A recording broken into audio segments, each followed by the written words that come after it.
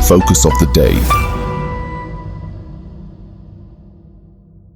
Hello friends, आप सभी का स्वागत है एनालिस्ट आईएएस के यूट्यूब चैनल पे। तो आज हम बात करते हैं मुस्लिम वुमेन के जो मेंटेनेंस राइट्स होते हैं डाइवोर्स के बाद उनसे related.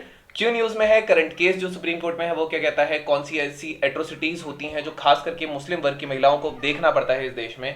Then Muslim women protection of rights on divorce act 1986 का we look at this act.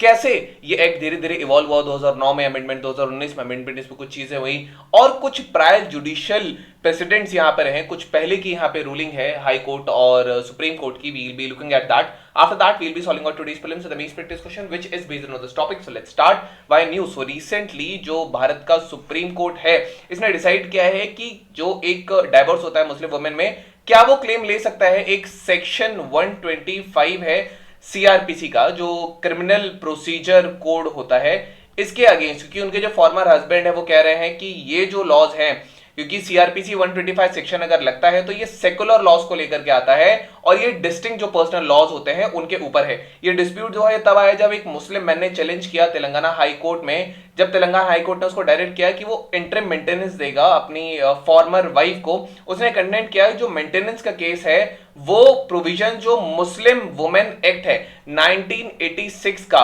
इसके अंडर उसको रखा जाए। एंड ये जो है वो प्रिवेल करता है सेक्शन 125 ऑफ आरपीसी के बीच में। तो यहां इन दो एक्ट्स के बीच का एक रूलिंग है जो हमें देखनी है। अब करंट केस की अगर हम बात करेंगे, जो ये करंटली केस चल रहा है, इसमें एक अपेलेंट है जिनकी फॉर्मर वाइफ है, वो फैमिली कोर्ट हैदराबाद में पहुंची और उन्होंने ये एलिज किया कि उनको ट्रिपल तलाक मिला और मंथली मेंटेनेंस उन्होंने मांगा सेक्शन 125 के अंदर, जो कि सीआरपीसी एक्ट के अंदर आता है।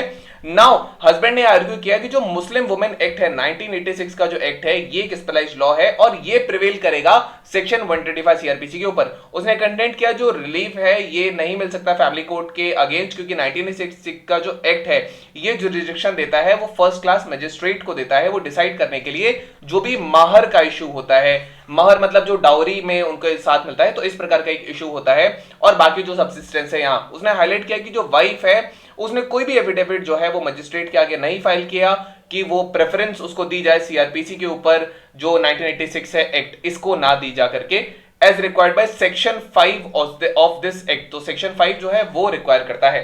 अब यहां पे इनजस्टिस है कुछ मुस्लिम महिलाओं को लेकर के, जैसे लिमिटेड मेंटेनेंस है। 1986 का जो ये लॉ है ये लिमिटेड मेंटेनेंस देता है केवल इदाद पीरियड तक के लिए। इदाद पीरियड क्या होता है भी हम उस पर बात करते हैं। बेसिकली 3 महीने का समय होता है डाइवोर्स के बाद का, जब महिला डिसाइड करती है कि उसको रीमैरिज करना है या उसको कैसे रहना है, तो ये इदाद का पीरियड होता है। अनलाइक डाइवोर्स वुमेन जो है, जो अलग कम्युनिटी से आती है, इनको मेंटेनेंस मिल जाता है सेक्शन 125 सीआरपीसी के अंदर बिना किसी लिमिटेशंस के अंदर। लेकिन वुमेन जो मुस्लिम वुमेन है उनको पर्सनल लॉस में जो रेस्ट्रिक्शंस है वो उन पे इंपोज होते हैं। फाइनेंशियल क्राइसिस होता है। अब इससे क्या होता है कि इनकंसिस्टेंस, इनएडिक्वेट फाइनेंशियल सपोर्ट होगा जो डाइवर्स मुस्लिम महिलाएं हैं, तो ये उनकी इकोनॉमिक सिक्योरिटी को हैम्पर करेगा, जेंडर इनइक्वालिटी को और ज्यादा ये प्रमोट करने लगता है। This is injustice. So injustice जो है, ये अनइक्वल ट्रीटमेंट जो है मुस्लिम वुमेन का अंडर जो उनके लॉ के अंदर है, तो ये उनको सेम लेवल ऑफ प्रोटेक्शन से डिप्राइव करता है जो बाकी अन्य महिलाओं को या कम्युनिटीज को मिलती है जब डाइवोर्स या मेंटेनेंस का मामला आता है। तो अगर हम एक्ट के बारे में बात करते हैं तो जो 1986 का ये एक्ट है ये एक रिलीजन स्पेसिफिक लॉ है, जो कि एक प्रोसीजर देता है मुस्लिम महिला को कि वो मेंटेनेंस क्लेम कर पाए एक तलाक के बाद या डिवोर्स के बाद।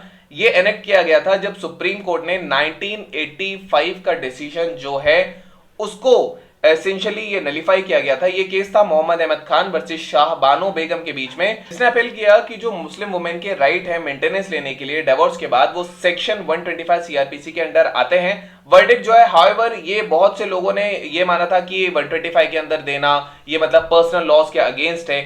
सेक्शन 3 जो है 1986 के इस एक्ट का, ये पेमेंट की बात करता है अगर डाइवोर्स दिया जाता है मुस्लिम महिला को, उसके फॉर्मर हस्बैंड जो देते हैं।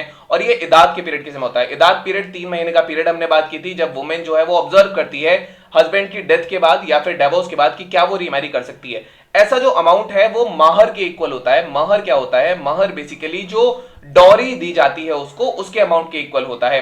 नाउ कंप्लीशन के बाद जो इदाद पीरियड कंप्लीट हो जाता है, जो वुमेन है वो फर्स्ट क्लास मजिस्ट्रेट के पास मेंटेनेंस के लिए जा सकती है कि वो अगर जब रीमैरिज नहीं करे और वो पोजीशन में नहीं है कि वो अपने आप को फाइनेंशियली स्टेबल कर पाए। नाउ यहाँ पे और कुछ चीजें निकल के आती है कि कैसे ये एक्ट धीरे धीरे करके इवॉल्व हुआ। 1986 के मुस्लिम वुमेन एक्ट से पहले जो था वो मुस्लिम महिलाएं सेक्शन 125 के अंदर सीआरपीसी के अंदर जो है मेंटेनेंस का क्लेम डाल सकती थी। ये एफरमेन हुआ मोहम्मद अहमद खान वर्सेस शाह बानो केस जो 1985 में आया। उसके बाद ये जो 1986 का एक्ट है ये शाह बानो केस के बाद आया और भारतीय पार्लियामेंट ने इलेक्ट किया मुस्लिम वुमेन प्रोटेक्शन राइट एक्ट। ये एक स्पेसिफिक मैकेनिज्म देता था मुस्लिम महिलाओं को अगर वो मेंटेनेंस क्लेम करना चाहे तो। ये रेस्ट्रिक्शन था इदाद के पीरियड के लिए और ये जो अमाउंट था ये महार से टाइट था। इदाद पीरियड की हम ऑलरेडी बात कर चुके हैं। अब यहाँ पे और कुछ चीजें हैं जैसे कि यहाँ पे कुछ केसेस हैं, जैसे कि सबसे पहला जो यहाँ पे केस आता है वो आता है Daniel Latifi versus Union of India case. ये 2001 का केस है। सुप्रीम कोर्ट ने इसमें हाईलाइट किया था कि जो कॉन्स्टिट्यूशनल वैलिडिटी है ये 1986 के एक्ट की ये रहेगी, लेकिन जो मुस्लिम वुमेन का राइट है मेंटेनेंस का वो तब तक रहेगा जब तक उनकी दोबारा शादी नहीं हो जाती। हाउएवर जो पीरियड ऑफ मेंटेनेंस है जो इदाद के बाद जो कंप्लीट होता है उसको यहाँ पे रिड्यूस कर दिया गया था। देन 2009 में सुप्रीम कोर्ट ने ये रिटेरिएट किया कि जो डाइवर्स मुस्लिम महिलाएं हैं ये मेंटेनेंस क्लेम कर सकती हैं 125 सेक्शन के जो सीआरपीसी का है, और ये इवन इदाद के पीरियड के बाद भी ये कर सकते हैं एज लॉन्ग एज उनकी दोबारा शादी नहीं होती। तो ये सीआरपीसी के प्रोविजंस अप्लाई होंगे इररिस्पेक्टिव ऑफ एनी रिलीजन, ये इसको अप्लाई करता है। 2019 में पटना हाई कोर्ट ने एम्फसाइज किया कि जो डाइवोर्स मुस्लिम महिलाएं हैं उनके पास ऑप्शन है कि वो मेंटेनेंस सेक्शन 125 जो सीआरपीसी है उसके अंदर ले सकते हैं, और 1986 के एक्ट के अंदर भी ये अंडरस्कोर करता है कि कॉन्करेंट एप्लीकेबिलिटी है कि दोनों लॉज को यहाँ अलाउ किया जाएगा। अब यहाँ इंश्योर होता है कि मुस्लिम महिलाओं को उनके राइट से डिप्राइव ना किया जाए। प्रायर जुडिशियल यहाँ पे कुछ केसेस हैं, जैसे इलाहाबाद कोर्ट ने बहुत मल्टीपल जजमेंट्स में ये अफर्मिंग किया है कि जो डाइवर्स मुस्लिम महिला के अधिकार हैं ये सेक्शन 125 सीआरपीसी के अंडर आएंगे इवन इदाद पीरियड कंप्लीट होने के बाद एज लॉन्ग एज उसकी दोबारा शादी नहीं होती है। तो एक मुजीब रहमान वर्सेस थासलीना केस है 2022 का ये केस था। इसमें एक सिंगल जज था जो केरला हाई कोर्ट का केस था। इन्होंने ऑब्जर्व किया कि जो डाइवर्स मुस्लिम महिला है वो मेंटेनेंस ले सकती है सेक्शन 125 के अंदर जो सीआरपीसी के अंदर आता है, अनटिल जो है वो रिलीफ उनको सेक्शन 3 1986 का एक्ट नहीं देता है। तो ऐसा जो ऑर्डर है ये फोर्स में रहेगा अनटिल पेमेबल अमाउंट जो है सेक्शन 3 के अंदर उसको नहीं दिया जाता। 2023 के इस केस में ये हुआ था कि अगर जो मुस्लिम महिला है उसका डाइवोर्स होता है, लेकिन ये जो डाइवोर्स होता है ये कुल्हा के तहत होता है, मतलब इसमें दोनों की रजामंदी होती है, यहाँ पे वो मेंटेनेंस क्लेम नहीं कर सकते इसी सेक्शन 125 के under. Now we have today's prelims discussion. The question says the Muslim Women Protection of Rights on Divorce Act 1986 is applicable to women of religions, all religions in India.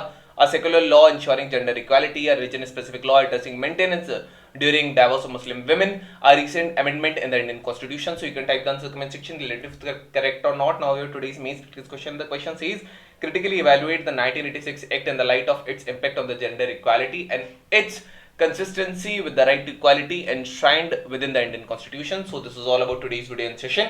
I hope you understood it very well. Thank you. Have a nice day and stay tuned with the list IAS for your better preparation.